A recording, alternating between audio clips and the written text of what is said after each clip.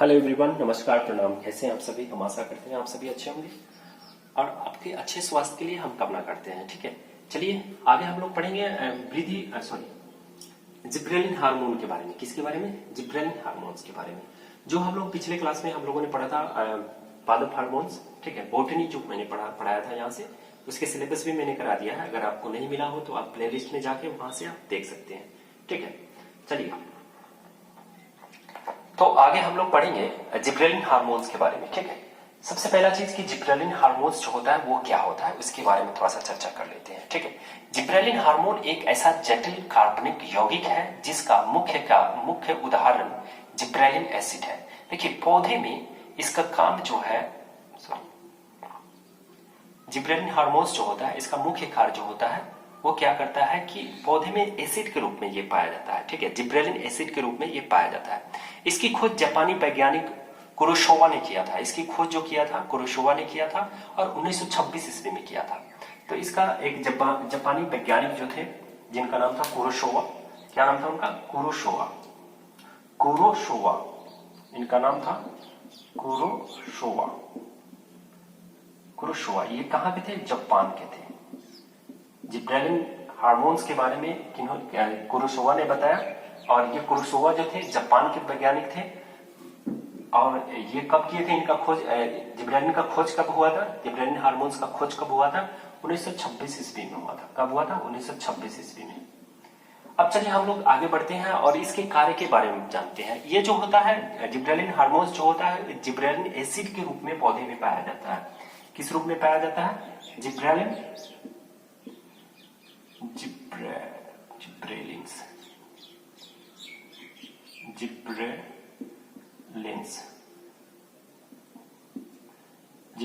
Acid के रूप में। किस रूप में पाया जाता है? जिब्रेलिन एसिड के रूप में ये क्या होता है? पौधे में पाया जाता है जिब्रेलिन। ठीक है, जिब्रेलिन्स।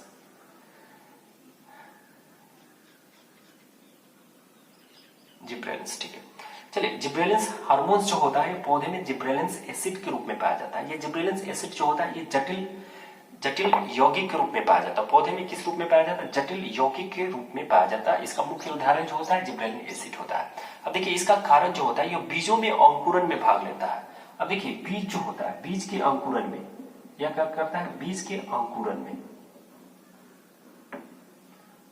में भाग लेता है। अब देखिए ये क्या करता है कि जैसे हम लोग क्या करते हैं कि किसी भी सीड्स को, किसी भी बीज को जब हम लोग लेते हैं, देखिए बीज के बारे में हम थोड़ा सा आपको और बता दें। देखिए, बीज जो होते हैं वो दो प्रकार के होते हैं। बीज जो होते हैं, सीड जो होते हैं, दो प्रकार के होते हैं। एक मोनोकोट सीड होता है, एक डाइकोट सीड होता है। तो मोनोकोट सीड जो होता है उसमें क्या होते हैं? सिर्फ एक ही क्या होते हैं? बीजपत्री होता है। ठीक है, जैसे हम आपको बता दें ये राइस जो हो गया ये मोनोकोट सीड हो गया। क्या हो गया? Monocot seed. इसको कहते हैं मोनोकोट सीड हो गया। राइस जो हो गया मोनोकोट सीड हो गया। और आपको हम बता दें ग्राम, जैसे हम चना जो होता है ये क्या होता है? डाइकोट सीड का एग्जांपल होता है। क्या होता है? Dicot seed. अब देखिए, डाइकोट सीड और मोनोकोट सीड क्या होता है? अब इसमें देखिए, डाइकोट सीड में क्या होता है? उसमें दो बीजपत्री होता है। जैसे आप चना को जब आप खोलते हैं, ऊपरी कवर को जब आप हटाते हैं तो उसमें देखते हैं दो उसमें दाने दिखाई देते हैं। ठीक है, जैसे आप क्या करते हैं, राइस को जब आप उसका ऊपर वाला आवरण जो होता है उसको खोलते हैं तो उसमें क्या होता है? सिंगल एक ही दाना आपको दिखाई देता है। लेकिन जब चना को खोलते हैं तो वो क्या होता है? उसमें दो बीजपत्री होता है।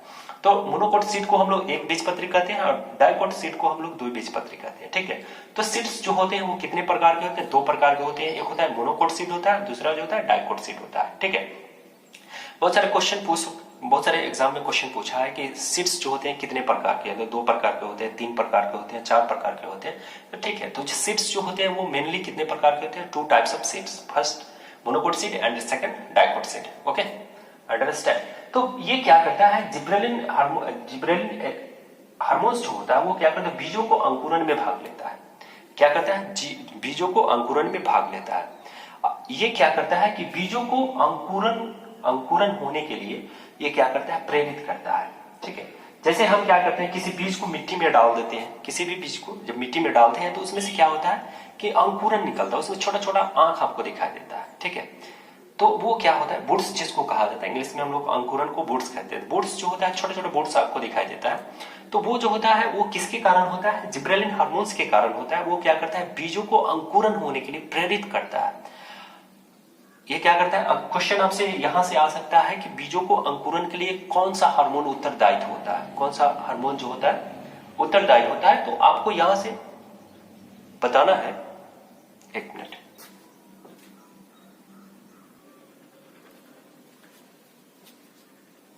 चलिए हम लोग हाँ चलिए आगे बढ़ते हैं। हाँ, तो हम बता रहे थे मोनोकोट सीट और डाइकोट सीट, वो थोड़ा सा प्रॉब्लम आ गया था, ठीक है। तो ये क्या करता है, जिब्रेलिन हार्मोन्स जो होता है बीजों को अंकुरन होने के लिए ये क्या करता है, प्रेरित करता है, ठीक है। या अंकुरन में क्या करता है, जिब्रेलिन हार्मोन्स जो होता है ये बीजों को अंकुरन में क्या करता है, भाग लेता है, ठीक है। यहां से क्लियर है।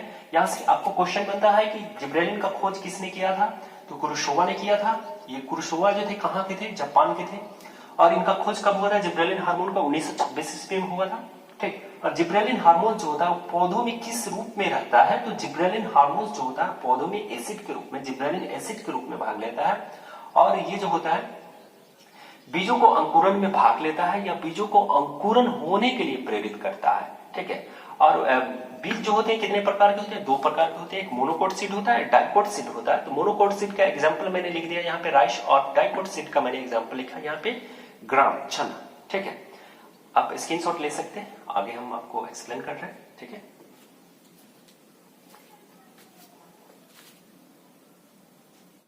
चलिए आगे चलते हैं। आगे हम लोग देखिए, यह पौधे को जिब्रेलिन हार्मोन जो होता है ये बौने पौधों को लंबा कर देता है। अब देखिए ये छोटा पौधा जो होता है, जैसे छोटे पौधे जो होते हैं, छोटे छोटे पौधे जो होते हैं, इनमें अगर आप जिब्रेलिन हार्मोन्स डाल देते हैं तो ये छोटे पौधे को भी क्या करता है, बड़ा कर देता है।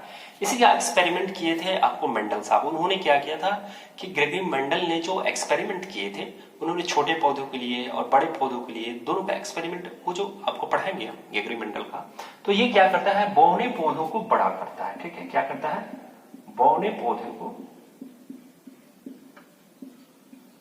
को बड़ा करता है, ठीक है। ये क्या करता है, नन्हे पौधों को ये लंबा कर देता है, बड़ा कर देता है, ठीक है। यह फूल बनने में मदद करता है। पूछता है क्वेश्चन कि वो कौन सा हार्मोन है जो पौधों में फूल बनने में मदद करता है या फूल बनने में क्या करता है, सहायता करता है। तो आप क्या बताइएगा, जिब्रेलिन हार्मोन, ठीक है। ये क्या करता है, फूल बनने में मदद करता है, ठीक है। नेक्स्ट होता है, ये देखिए, ये कह रहा है बिना रहित फलों का उत्पादन करता है, बिना रहित फलों का ध्यान, बीज रहित फलों का उत्पादन करता है, ठीक है। ये क्या करता है, बीज रहित फलों का उत्पादन, बीज रहित फलों का उत्पादन। यहां से एक बार हम रिमाइंडर आपको रिवाइज कर देते हैं, ठीक है।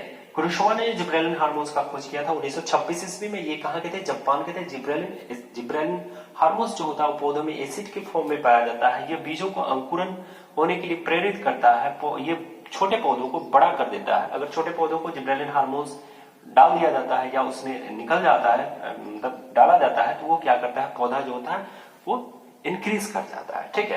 ये फूल बनने में मदद करता है, पौधे में फूल बनने के लिए ये क्या करता है, प्रेरित करता है और बीज रहित फलों का उत्पादन करता है, ठीक है। जिब्रेलिन हार्मोन में बस इतना ही पढ़ना है। इतना अगर आप तैयारी कर लेते हैं तो आपका कोई भी क्वेश्चन नहीं छूटता है। कमेंट करके जरूर बताएंगे कि आपको वीडियो कैसा लगा, ठीक है। ये वीडियो जो स्पेशली बनाया गया है वो ऐसे लोगों के लिए बनाया गया है जिनके पास कोई साधन नहीं है और पढ़ना चाहते हैं, तो मेरे वीडियो के माध्यम से वो पढ़ सकते हैं, ठीक है। तो आप लोग इसमें आगे बढ़ने के लिए आप लोग सहयोग करें, मदद करें और वीडियो को फॉरवर्ड करें, लाइक करें, सब्सक्राइब करें। तब तक जय हिंद, जय भारत। नए वीडियो के साथ हम आपसे मिलेंगे। जय हिंद, जय भारत।